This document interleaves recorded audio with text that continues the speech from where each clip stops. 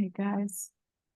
All right, it says it's recording. Hi, welcome. Hello, everyone. Welcome to the Fireside Chat for November. I'm so glad that y'all are here. It's nice to see everyone's face. Feel free to, if you want to, you can jump off of you can jump on camera if you want to.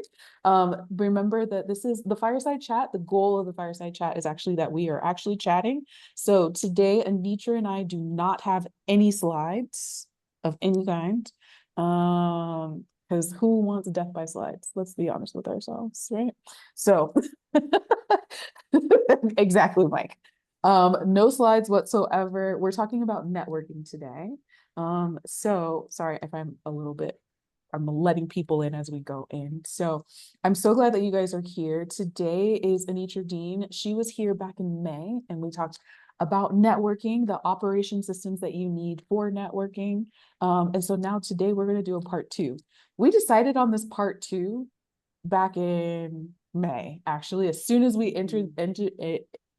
finished with the Fireside Chat in May, we were like, we need to do a part two. And we kind of played around with what dates might be. And she let me move her up actually a month.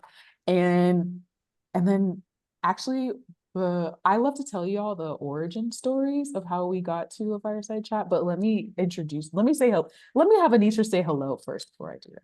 Hi, Anitra. Hey there. Good afternoon, everyone. So glad to be here and to be invited back. And if you don't know who I am a networking strategist and a fractional COO, and I equip women entrepreneurs and small business owners with a strategic network so they can reduce their networking activities and have a model to scale or expand their business. And I'm really excited for this part two of our conversation. Love it. Letting in Lydia now. So I'm Shanae, in case y'all do not know me. I'm Shanae Jackson. I am an operations guru, strategist, just, kind of do random things. And essentially, I like hosting these because one, I'm learning too. But then two, I mean, the reality is we're all of us are doing a lot of this stuff, right? So in our fireside chats that we've had so far, we've talked about marketing, we've talked about networking, we've talked about other operations with other operations experts, right? We're always working on that in our business. So doing a part two about networking, especially at this time of the year, right? We're wrapping up the year. So there's stuff that's probably people might be trying to get ready for the holidays. That's true. But for a lot of the service providers, this is actually some of our biggest time of the year in terms of when we sell things, right? We talk a lot about Black Friday sales and things like that, but I'm also clear. I was actually just talking to John just a couple of days ago that uh diving deeper into our network and like really getting to know them more and hopefully saying words that they need to hear to be able to refer me or to be my client is becoming really much more important during this time of year. Sorry, Jen, I hope you don't mind that I called you out. So let me tell you the origin about how we got here. So it's really quick. Basically, whenever a person is going to do a fireside chat with me, I always ask for a planning call. It's always about an hour and we chat about whatever. Anitra and I are friends. She is a buddy of mine. So we get on the call and we're ridiculous, period. But we're also getting a lot of work done. And she said, I would love for you to give me some feedback on a problem that I'm having around boundaries. And she kept talking. And then all of a sudden it was an hour and 15 minutes. And that's how we got to this subject. So I'm very excited for us to essentially replicate what we talked about. All right. You ready, Anitra? I am absolutely ready.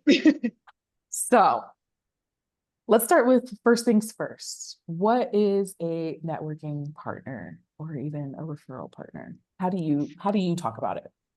Yeah, no, that's a great start. And so when it comes to what a referral partner is, and I think sometimes, even my clients, sometimes we have to make a distinction between a referral partner versus a client avatar and like making those things very distinct.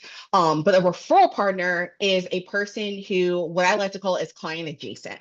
They are a person who, in essence, can introduce you to a lead, a client, an opportunity based upon like who you try to work with. So they are not the person you're selling to. They're the person who is in front of the person who you can sell to. And so I like to say they're about like 1 to 2 degrees away from who your client is. That's a general just kind of understanding of like who, like what a referral partner is. That's the what.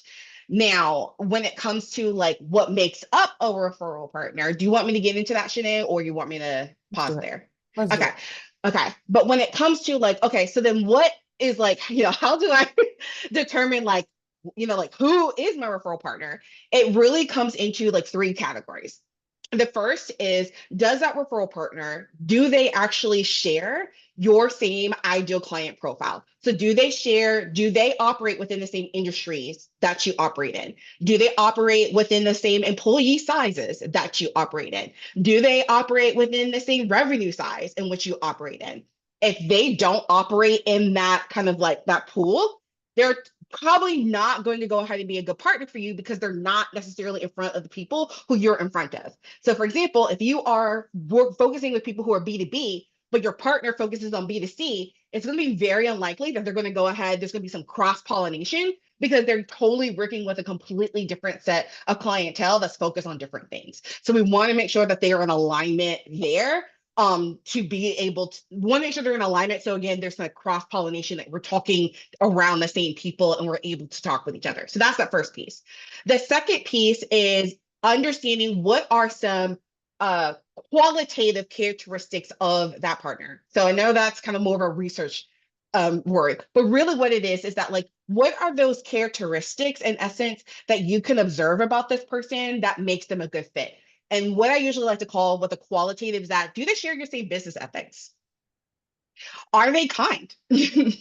Like, are they someone, who you feel like you can trust? So it's all of those characteristics around like know, like, and trust based upon like who you would determine of like those kinds of characteristics that like aligns with you. Does that person share that? Because if they have a business ethic and a practice in business that you totally aren't aligned with, that's probably not going to be a good partner because they're going to be around people who share those same ethics or share those same values. So those are the pieces of like, what are those qualitative or value-based pieces does that partner share that you share? And then the third piece is around quantitative. So these are all around the numbers and a bit more of the metrics of that partner. And so some of that could be around like, okay, how many referrals have they actually sent you? How much revenue have they actually given you to your business? How responsive like are they? Like, are they someone who like is like on, that that they are on top of their emails, or are they someone who kind of like you have to like prod and continually kind of have to chase in order to go ahead and responsive to you? So based upon, and it's different for everybody, but based upon those three kind of major areas is where in essence that we utilize those things to kind of vet to see if that partner is a good fit for us. So I'm going to toss it to the group. When you think about your referral partners, is there a leaning? Do you lean towards one place versus another? Have you thought about them in this way at all? What are you thinking in response to what you just said? I would say that because I get referrals and some are more reliable, you really have to know the person before you trust their referrals. Because some people send referrals just to say, hey, look who I connected today. And those are the people I get hard pitched. That's usually, if it's someone you barely know connects to people, I think that you have synergy. It's not about the synergy, it's about the satisfaction of making the referral. I've been guilty of that. I've been guilty of connecting two people, say, hey, damn, I'm good. And sometimes you really recognize a problem and it's like, yeah, you two should get to know each other. A lot of times if I want to refer somebody, like Shanae, if I'm going to refer somebody to you, I'm not going to say, hey, get on Shanae's calendar and sell her something. I'm going to say, come to this event, then you can meet her.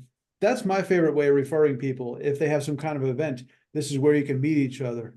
It's a lot better than putting them in the hot seat. Say, you two should connect and get back to me afterwards and let me know. A lot of times you get these hot seat referrals. It's more trouble than it's worth. But whenever possible, I say, come to the event, come to an event they're running, come to my event. The person will be there. I'll make the introduction, more of a cocktail party introduction than a matchmaker.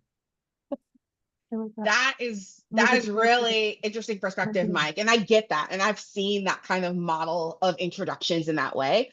And this actually kind of brings up something that we talked about in part one, Shanae, around like my idea around how networking is like strategic dating, which in essence is where we're setting up people on a lot of blind dates, kind of like what you referred to about the hot seat. We're setting up people on blind dates. And so part of what like my perspective is when it comes to networking is that as a responsible referral partner, it is my job to not just send people just for the sake of it, just to rub my own ego. That's not being a good partner because I'm wasting that person's time. And in essence, like because I'm also leveraging my own credibility, I want to go ahead and send an introduction with the best intentions as possible. So typically what I usually do, even before someone sends me an introduction and kind of again, like setting up a blind date, is that I ask people beforehand, hey, check this person out. Here's their LinkedIn, here's their website, check them out and let me know if it's a good fit and let me know like whether or not you think it's a good, a good introduction and then make that. Because within knowing who my ideal client is and typically who I know is going to be a good introduction, I can look very quickly at someone's LinkedIn or website to be able to ascertain, okay, is this going to be someone who definitely I can go ahead and gain more information and insight to talk with them about or not? So part of that process, I think, of being a good partner is being able to go ahead and do some due diligence to our partners to make sure that like we are sending some people over within as best of intentions that is as good of a fit and allowing our partners to be able to say yes or no even from the outset so that we're not necessarily like wasting other people's time. What I like about your event idea too, though, is like it is a lot more low stakes. So like right, like Mike, you're saying like, oh, Noella should meet Shanae, but come to her event. And then Noelle could be like, she was crazy. I didn't like her. Like, please don't go any further. The ability to opt out is nice. I like the idea. I'm a serial matchmaker. Go ahead. I'm a serial one, but I do put a piece in place where when I network though, I would normally ask, do you feel more comfortable if I give you a heads up, right? And sometimes they say yes, and that's totally fine because they wanted to save their time, totally, understandable, right? In some cases, they're like, you know what, I trust you. You do this all the time. If you feel like it's a good match, I recently did that actually for my client, because they were gonna work together. Like I already knew that, I've done it. It's a high stake, high premium services matchmaking, and I wouldn't match them with, somebody that's not on par, right? So yeah, like I'm a broker, and sometimes I take risks. I send the invites to all sorts of people. They're baffled. I don't care. It's just the way it is. Yeah. And also too, thinking about, we talked about even that group environment. A lot of my clients are introverts. So actually going to events sometimes can feel very intimidating for them and can feel very stressful for them to be able to feel like now I have to perform. So actually being able to do those one-to-one matches for for introverted partners that I know of and even introverted clients, it puts them in a low stake environment where they feel like they don't have to feel like they're having to perform or they're worried about how they're coming across this, depending upon if it's a virtual or in-person environment where that one-to-one takes a little bit of the pressure off versus it being an environment where there's a lot of other people where they feel like, oh, like I'm not as comfortable with other people or I'm feeling a little bit anxious. And so then they don't have to feel like there's a lot of pressure on them, like in those environments. If I could test that theory, of course, I'm running an event next week. You're all welcome to invite people and see how your referral skills work out. I can put that in the chat if you'd like, just to test your theory, of course. That's the theory. Feel free to put it in the chat if you'd like. Oh, thank you. Glad I had it ready and queued up for you. I see Eric's hand, I think, was raised. Go ahead, Eric. Yeah, go ahead. You're still on mute, honey. Thanks. Like about a month ago, I kind of figured I was not really networking properly. I was being too random, about who to connect with. And part of the problem was haven't really expressed to other people what I want. And I keep getting introduced to people like, I really like, we do operations management consulting, okay, and other things too, but we basically, solve like a little bit bigger problems for larger businesses. I don't want to be introduced to another ops manager unless they say that, hey, I've got a book of business, I'm tired of billing on my own, and would you consider taking me in under your wing? Well, then I'm willing to do that, okay? But unless that's what they're introducing me for, I don't want to be introduced to somebody in Georgia or North Carolina or Texas who's doing the exact same thing I'm doing. All right, that's like super annoying to me. So I kind of developed some criteria for, I want them to have at least a person to be referred to me. They need to be in, I have like 10 or 12 different areas of interest. They need to have 10 clients. Their clients need to be between $1 million and $30 million worth of revenue. They need to believe in long-term value over short-term fixes. Uh, they're not going to, there's no conflicts of interest between working together. Uh, that geographically we're in alignment, which is mostly the Southeast at the moment, and that they have a positive standing in their own business community. All right. Like those are my criteria. I don't want somebody who's like messed up, has, had like 3 different affairs, their 22nd divorce, et cetera, and they're running out of money, all the other like stuff. I'm not interested. No, I love that, Eric, that you like identified that one you're asked of who you needed to be more refined. I love that. And I love the criteria that you have. And so something that I do, and I kind of tell my other clients is I would put that in like a Word document, or if you feel comfortable with Canva, I would create like a resource document that you can then share that with your partners so that when they're thinking of you and keeping you top of mind, they have like this one pager that they can reference to know that like this is exactly what you're looking for. So they can refer back to that. So anytime you come to mind, they're like, oh, let me look at Eric's like little one pager about who he's looking for. Do they meet this criteria? Nope, ain't sending it over to him. Yep, Exactly. I'm sending it over. So And so I would definitely do that if you exactly. haven't. And I actually wrote like it's still in draft state, but I wrote like about a 10-page playbook on networking and what I want for referral partners and all that stuff. So now I just need to get it down into the next step of just everybody buy into it in my organization and then execute on it, because it's just too much time wasting with networking. Or it Yeah, can be. it can feel that way. It can feel that way. It can be that way. Do you have an affiliate program or something like that that you can also systematize? We do. We have an affiliate program. We have an affiliate agreement. It's very simple to become an affiliate with us. It's like a checklist that goes through, what you want to do, whether we're going to share graphics and logos, whether we're going to be on each other's websites, whether or not there's going to be commissions paid back and forth, all that stuff. You can just check the squares that, how you want to participate. And then we sign off, and then, I have a affiliates page on my website.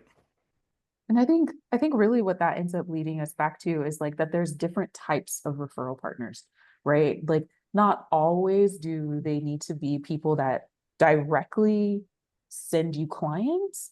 They can also do a lot of other things. And for me, during our conversation when we were planning this, I was like, oh, I didn't realize that. So can you go through the like different types, if you don't mind, Anitra?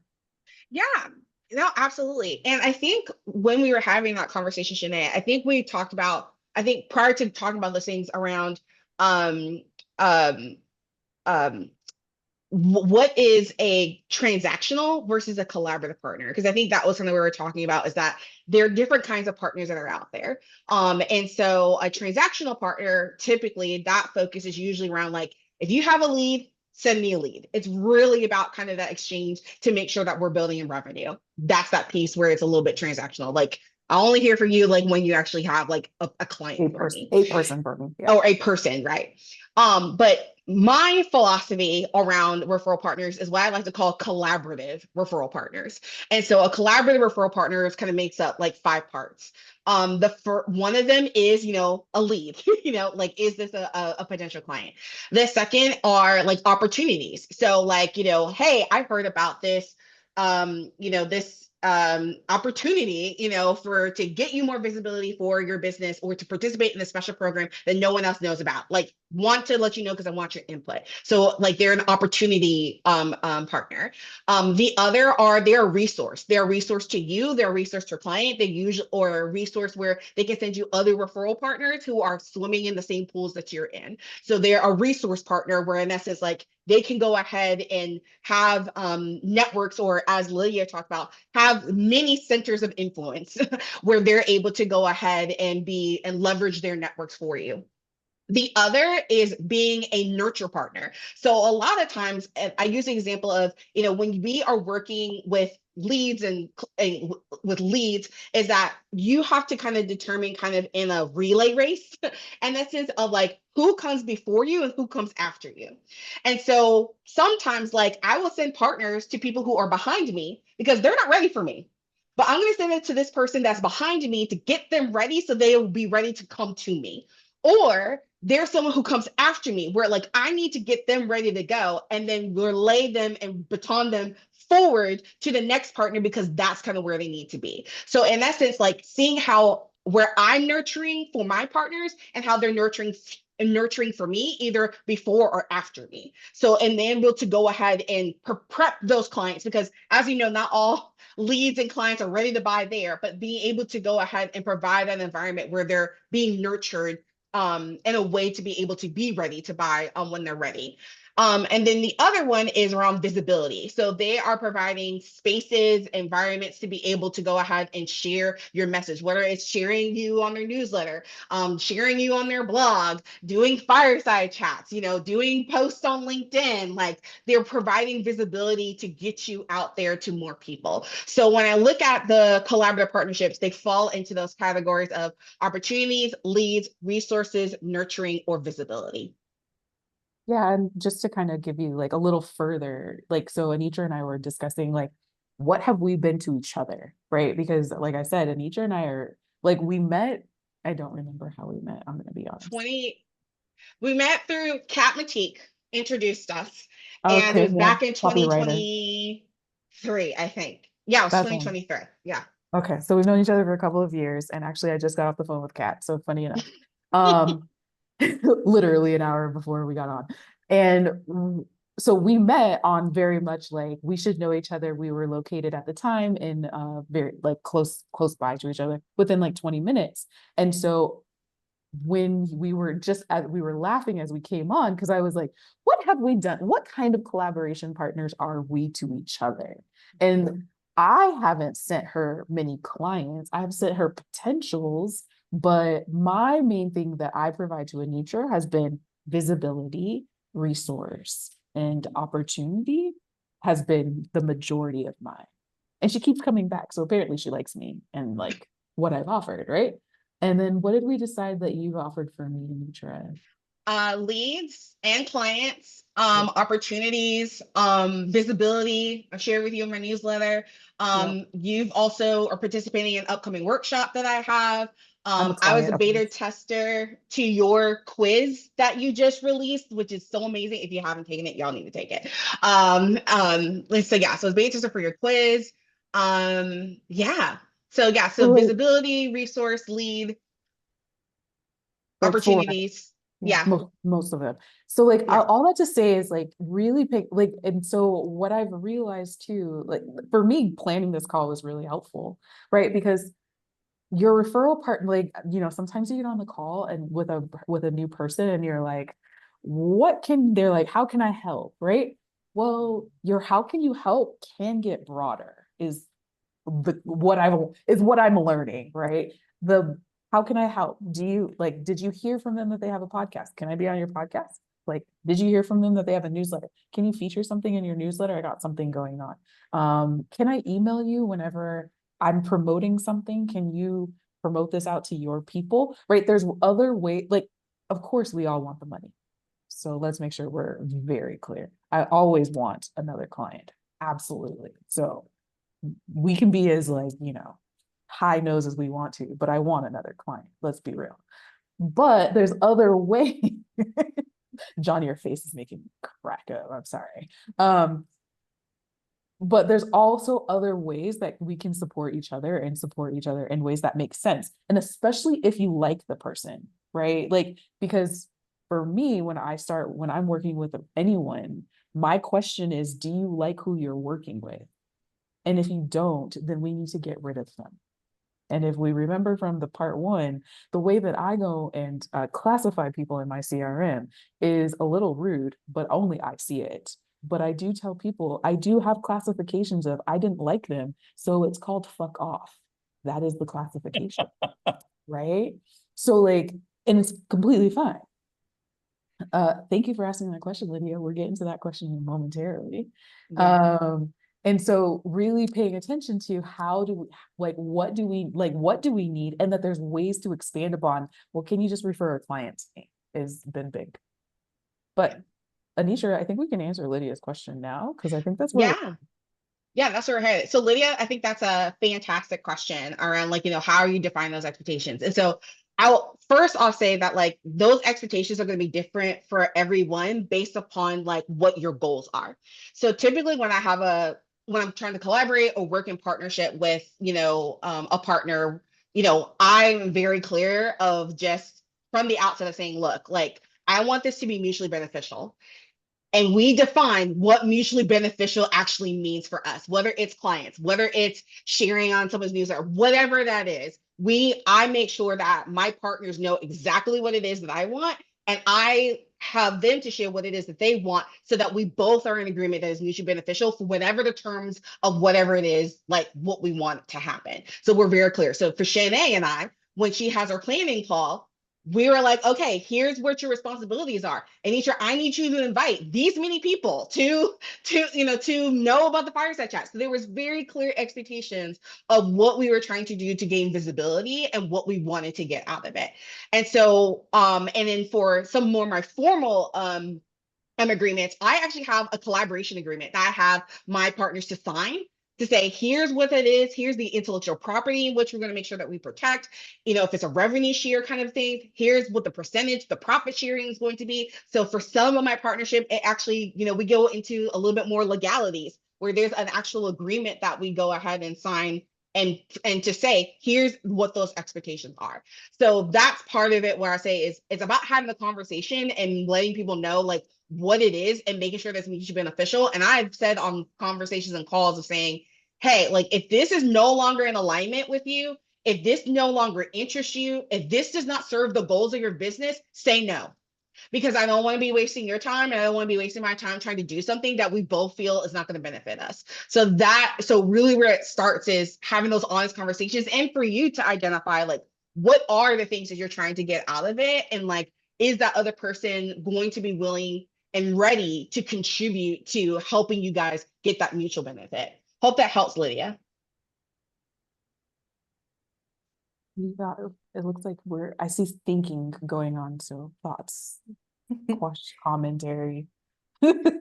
Yes, I was about to hop in if I may. Hello, Yeah. ladies. Hello, everybody. How are y'all Hi, doing? Lynette. Hey. So I just Hey. wanted to echo essentially what David said and also some of what Mike said, but I know I definitely had to change the parameters, because as a ghostwriter, I would get people on the line who would want to tell me their story from the time they were 12 to whatever age they were in. And I do love stories, but I like to be intentional with my time.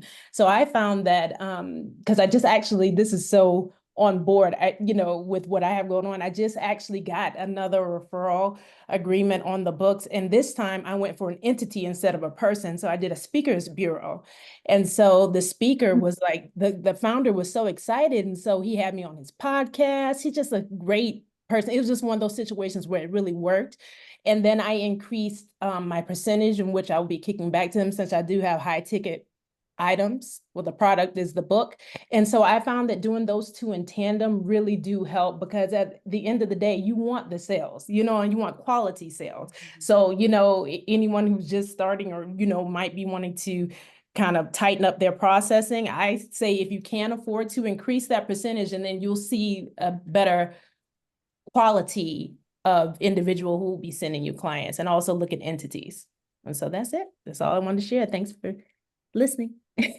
But No, that was great, Lynette. And some industries can do kind of like referral fee sharing, kind of like what you're talking about, Lynette. And so like operating that we want that to be fair. But then also too, knowing that if we can't, necessarily share a referral fee, of like how, in essence, even in those situations, how do we again have those boundaries, and how do we go ahead and communicate those pieces so that we know, what's coming out of it. So like for me, one of my boundaries or ways in which I communicate, with someone before they get on the call is I have a nurture sequence that I share, that I ask people, hey, check out my website, check out my referral partner packet before you get on the call, so that we can talk about specific things related to how we're trying to go ahead and help each other. So a lot of times I think, to your point, Lynette, is how prepared are we getting, and what are we bringing into those calls, into those conversations, to make sure that those conversations that we're having are effective, and that we're getting the kind of information that we need to ensure that the person that we're talking to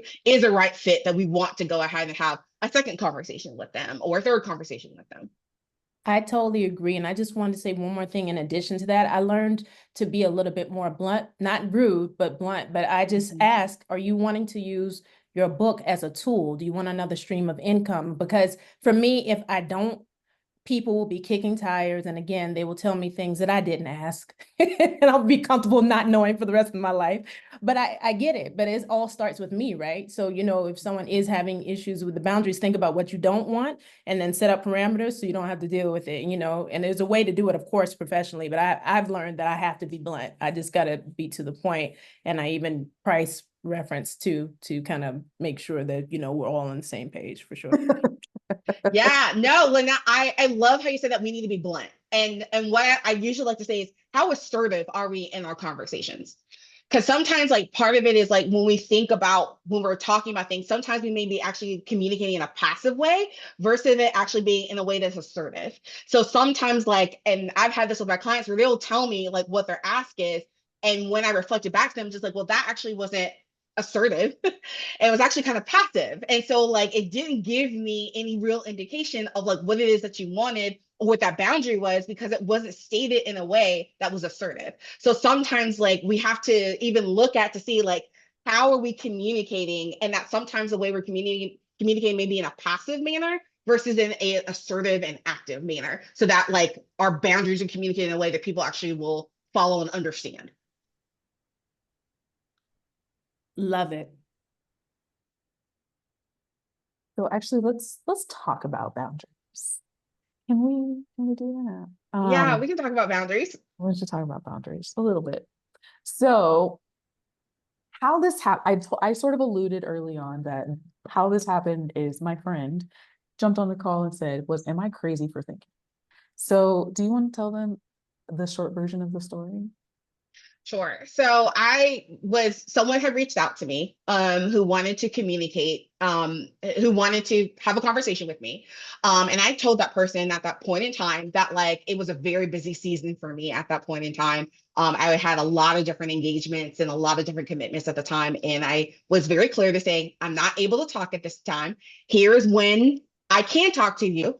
I even give a date. I'm here's when I'll be able to talk to you to go ahead and to circle back with you about this piece and share that. This person unfortunately did not respect that boundaries and continued to email me week after week after week after week for 6 weeks straight to get on a call with him, even when I was explicit and saying, I cannot talk to you right now. I will talk to you at this particular time. And you've already sent me your calendar. So at this point in time, I will reconnect with you. I was could not even be more clear. But this person instead did not respect that boundary and decided to go ahead and contact me week after week after week to get on their calendar. And so I had talked to my friend and was okay, am I crazy or not crazy? Because I kind of feel after the 6 weeks of prompting, I'm just I don't feel wanting to talk to this person. I don't want to be rude. I don't want to be mean, but I feel I communicated early on that I can't talk right now. I would love to, but because you haven't respected my boundaries, I'm not really sure if I want to have this conversation.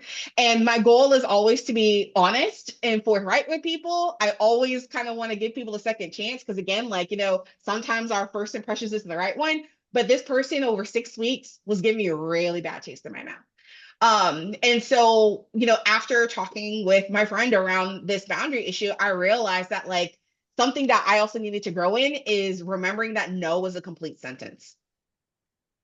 And so after like talking with Shanae about this, I realized I'm like, you know what? I need to flex my no here. I need to flex a no. It's obvious that this person does not understand or how to respect boundaries, and like this needs to be a no. So I went ahead and responded to that person, and in a gracious way, pretty much said, no, I don't want to meet. And nothing, and the person respected that. Haven't heard back. So I say all that to say is that like I like so many of my clients, and you probably are familiar with, where you have people who like, share some type of interest, but they don't respect the boundaries. They don't necessarily respect like what you're telling them or communicate with them. I've had so many people like who said like, hey, I can't meet with you this week, and people pressure them to say, but why can't you meet with me tomorrow? And so like people wanting to go ahead and like want more of your time, want more of your influence, want more of your energy. And so it sounds like when good automations go bad. Yeah. And so part of, I think, a good lesson for us to recognize is that like, one, we need to have boundaries about and kind of like what our non-negotiables are. And then two, we need to go ahead when those like boundaries are tested, that we need to be honest and assertive and being able to protect our time and graciously say no. Because not everyone's a good fit, and not everyone is going to be able to respect our boundaries and come to us in a way that's going to be respectful. Because again, as we think about it, just like if I invited that person to do that, my thought is like, okay, how is that person going to treat someone else that I'm going to introduce them to? Are they going to give that same level of treatment? Do I want them to have that experience? And I know I don't want someone else to have that experience. And so like I have to go ahead and be that person on that forefront to be able to determine, if I'm going to go ahead and invite this person into my inner circle, is this behavior that they're showcasing me on the upfront is a behavior that I want to continue to see or have to manage? Because someone's going to come back to me and say, one of my partners will come back to me and say, Anitra, this happened to me. Like, what's going on? So, and we want to make sure that like we don't put our people who've given us our trust in those kinds of situations.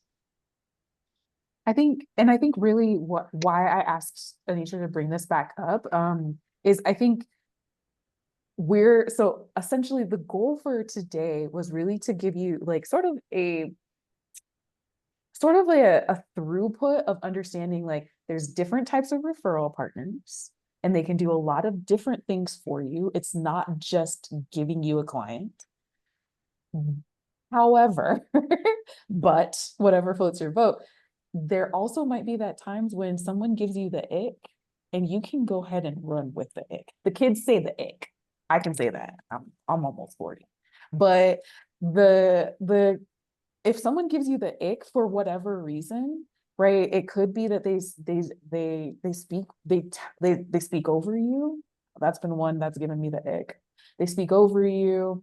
They don't let you finish your sentence. My other favorite was I got on the call. I thought we were vibing, and then she's like, "Can I share my slide deck with you?" No. Right? Like, I'm like, why? No, absolutely not. Right? So, because then what ends up happening is then they're going to be like, oh, can you introduce me to others? And do you really want to subject whomever's after you, that especially if you know them? Because right, networking is relationship, period. Right? So are you okay with sending the ick down your relationship? Right? It's kind of like cooties, right? Like, are you okay with sending cooties down the way? We don't want to pass germs, right? We don't go to stuff because you're like, I have a cough, right? Like, do you want to continue the cough down the line? And the answer, I hope, is no, right? Hopefully you can say, no, the buck stops here, right? The buck stops with me, or whatever the little phrase is. So like, what can we do to, one, make sure we're vetting our partners appropriately, right? And so with Anitra's example, her example really was like, well, I just didn't meet with that person. They didn't make sense, because everything before the meeting matters. And then during the meeting matters just as much. And then what happens after, right? So what can we do so hopefully I hope you're seeing the story in the chat. I would say I found out the hard way. You'd think that here's a question that somebody asks, I used to think it was a good thing, now I run from it, and the question is, so who can I refer you to? That sounds great. Well, let me tell you, it's never good enough. And it's always, I don't know, there's certain questions that sound innocent. Who can I refer you to? That's just some way of taking control. So when you say something that doesn't make sense, oh, really? You should clean that up a little bit. They're just doing it to kind of take control of the conversation. I've been burned. Nobody who's ever asked me that question has given me a referral. That is a fact. I got lots of referrals from lots of people. Anybody ask that question, they're working you. It's strange, but true. Now, I agree with you, Mike. Like that question is incredibly true of, like who I can refer you to. And typically, and I'll give you an indication, like when typically that question is asked, like usually it's always asked when they've never asked you any questions around your business. Like that's the indicator there, is that question is asked without them actually doing any inquisitiveness to find out more about you. And because they haven't done that, it's like, well, how can you refer me when you don't even know anything about my business? And typically you've been talking for the last 20 minutes of this 30-minute call. So like, so like typically, usually when I get that question, I reflect it back on them and saying, thank you for that question, but I can't give you an answer to that because I don't have enough context and I need to share a little bit more with you. Are you open to hearing more? And usually it's that piece, Mike, that you talked about of the power dynamics, unfortunately, that takes place in networking conversations that we don't like to talk about sometimes, is that like some people don't want to necessarily be in a collaborative conversation.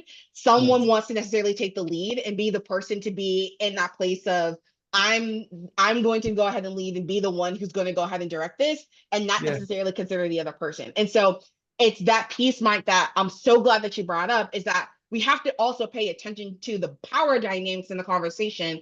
And that gives us those red, yellow, green flags of whether or not that someone is going to be a good fit. Lydia. Oh, I'm sorry, Mike. Go ahead. I was going to say my response is, you know what? Nobody who's ever asked me that question has ever given me a lead. Boom, boom, boom, boom. I love awkward silence. I used to run from it. I love it. It's my power source. Yeah, we got to be honest. We got to be direct. Lydia. I think a lot of people ask that question just to make themselves feel better. But I actually, after I had a networking Zoom meeting, or Monday, I think, or maybe it was Friday, I wrote this, why do I come away from networking meetings feeling empty?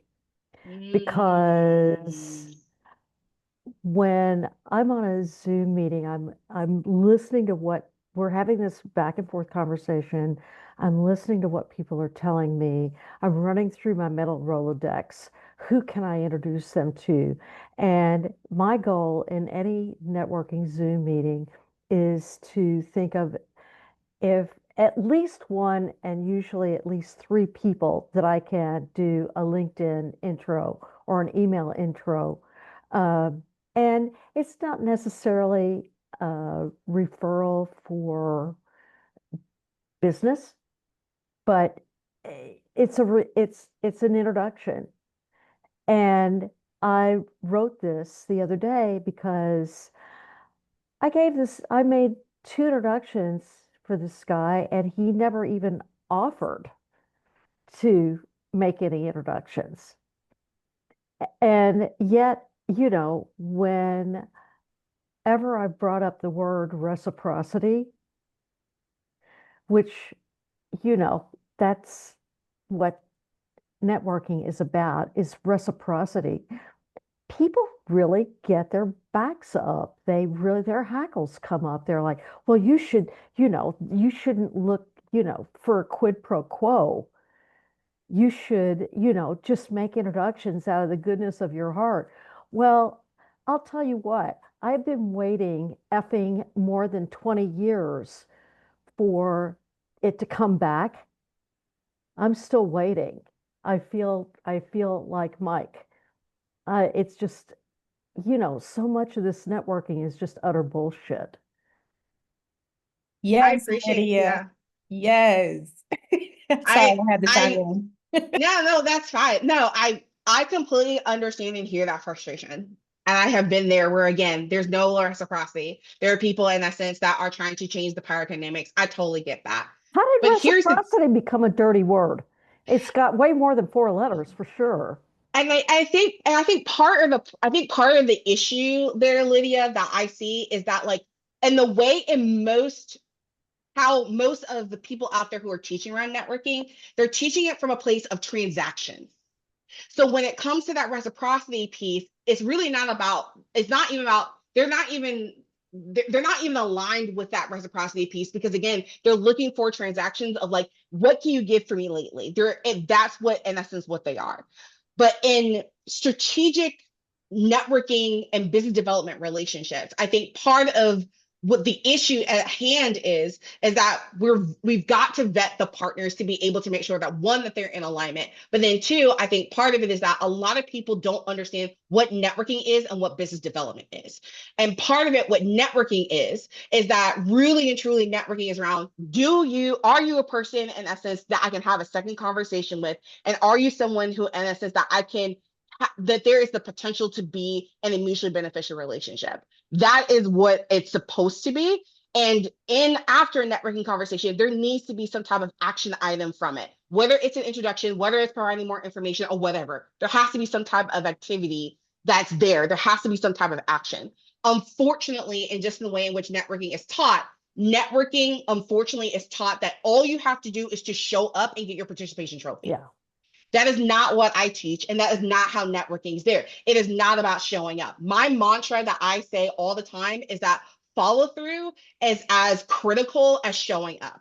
And so part of it is around identifying those partners that, in a sense, understands that follow through and action is the rule of the game, not necessarily just showing up and getting participation trophy. And so, and part of it is, and I remember one of my clients used to tell me this when I first started networking, is that sometimes you have to kiss a whole lot of frogs in order to do that. But what I have identified is that the more stringent our boundaries are and the more stringent how we vet our people, the less likely we're having those kinds of conversations with those people, because then we're not being introduced to those kinds of people and we're not being in those communities that have those kinds of people. So part of it is that like if that's a continual issue that any of you guys are experiencing, we may need to relook at your boundaries, and you may need to relook at your vetting strategy to see like where things can kind of get kind of cleared up and cleaned up to be able to go ahead and talk with the right people.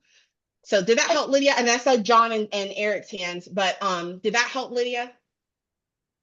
Well, I mean, you clarified. I have no problem with transactional networking. Uh, I'm kind of a bottom line person anyway, but I've given this a lot of thought, and sometimes people feel like when they're asked to make a referral, that it carries more weight and it reflects back on them. Whereas if you just ask for introduction, that's easy. It should be. It feels lighter. It might not be lighter, but I'm just looking for introductions to companies that are this, and this. It's not putting themselves on the line. Yeah, and I feel like within the industry and within the communities that you're welcome, Mike, that you're in, if the messaging around introductions and referrals feels like it's a little bit more comfortable, then use that language that is in a sense going to motivate the partners to be able to go ahead and like participate in a reciprocal manner. Yeah. Yeah. I think Eric, I think your hand, no. John, I think your hand John went up first, and then it was Eric. Yeah. John. The art is recognizing which of the hundreds of types of frogs are the most likely to turn into princes. That's a good way to put it. Yeah, no, that's great. I actually created one of my signature topics that I created this year is called "Well, This Is Awkward. Read the Room: How to Vet, Nurture, and Cultivate Referral-Worthy Relationships." And in that particular piece, I talk about like what are the indicators to identify interest in partners, because a lot of times we're following with people who actually aren't interested in us. And so that piece right there, John, around like finding which frogs are actually princes, I think comes a lot of, again, that vetting, but also assessing like how interested is that person in us, so that like they're able to, so we're able to talk with them. Eric. So because I think that when you're looking at referral partners, you have to look at the referral partner concept and that networking concept, just like you are, your sales funnel, where you're kind of coming down through. It's really very similar. And, once you establish that you're, okay, are we going to have an alignment? Is there synergy? Usually we work with people like this. This is usually how it works. Does this sound interesting to you? Yes. Okay. Well, then like within a week or so, you should be, if you're serious, you have to own this, not like if they're serious, if you're serious, okay, then you need to call them and see if they're willing to schedule a meeting. And if they're willing to schedule a meeting, then you can go kind of through next steps. Okay. You can walk through if they're going to be one, how they're going to be, what the relationship's going to be. And then you have to take it upon yourself to make a check-in cycle. Is it going to be monthly? Is it going to be bi-monthly? Is it going to be annually? Is it every 6 months? And then you have to do it just like you're going to follow through with a prospect. But you can't, it's really the same way if you're going to have a valuable referral partner. And then like kind of to the end point, you have to have like this reciprocity thing.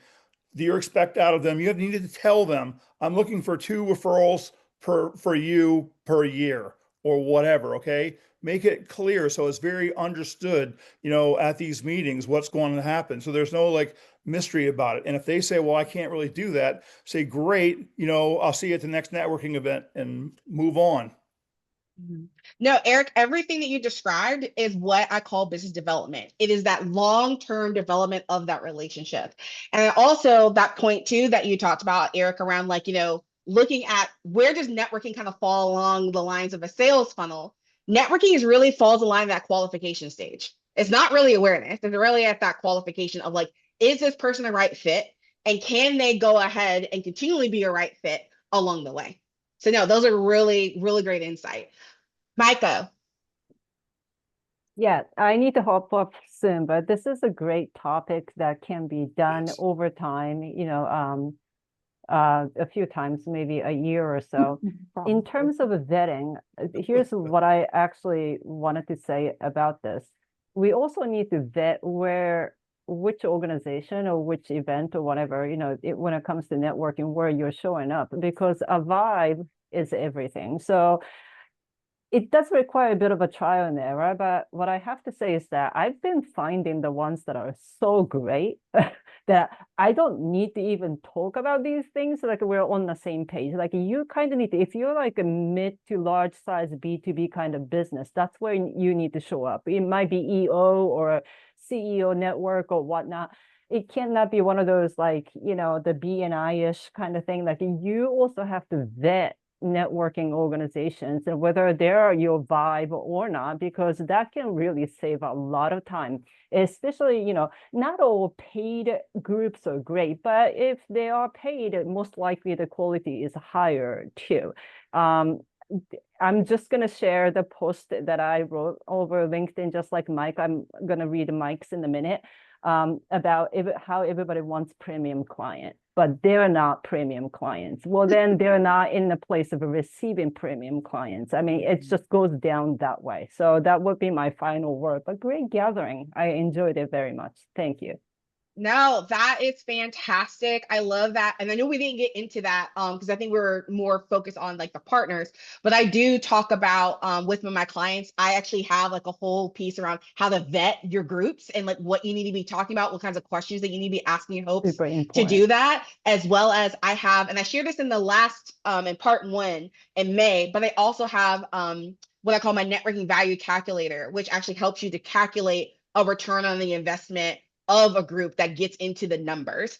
And so like, no, but Michael, that's really great. We didn't get a chance to talk about it today, but that's another thing that's really important is how do we vet the groups? And I do have some things on the back end. If you want to learn more about that, talk to me and I'll share with you some of the That'll things be amazing. And road. that might be another reason, excuse for you guys to have this one again. part 3. Triska, Thank you. You're our last word for the day. Yeah, Cheska. Hi, I was just gonna say I really appreciate this. I've had a lot of moments, and you guys have really opened my eyes. I've been flailing like a fish out of water. So I appreciate this so much. I just feel like you guys are changing the game, and then we just need to keep doing this so that it could be a norm. This needs to be a norm because wow. Thank you. That's all I wanted to say. You're Um, so welcome, Cheska. So glad that you were able to get some really great takeaways today. So I like to try to get us out here a couple minutes early. Most of us have something at the top of the hour. Thank you all for coming. This was amazing. Anitra, per usual, fantastic. Give it up. And so you'll be getting an email from me with Anitra's gift for today. Do you want to do a quick 30-second poll on it? Yeah. Yeah, thank you guys also for your feedback. Love, again, thanks to Shanae for inviting me back. It's a privilege and an honor to be here. And so my gift is actually, it's my referral readiness checklist. So if you're a service-based business owner and you depend upon referrals to grow your business, this checklist helps you to do a very quick self-assessment to see, do you have the systems and pieces in place in order to, and have the infrastructure in place in order to support your referral-based business. And so definitely check that out. It takes about 3 minutes to go ahead and complete. And so it's a great way just to do a quick self-assessment to make sure that like you've got all of the things in place that's supporting your networking efforts. And Anitra gave me a great plug earlier at the top of the hour. I am plugging my quiz. You should take it. It is learning what your backend ops personality is. It's great. You know, it's great. You should take it. Yeah, with that said, next month, same time, same place, Wednesday, second Wednesday at the same time, whatever your time is. I'm 1 Central, 2 p.m. Eastern, not 11 a.m. Pacific. We're actually doing networking. So maybe take some of what you learned today to next month. All right. Have an amazing rest of your day, y'all. Bye.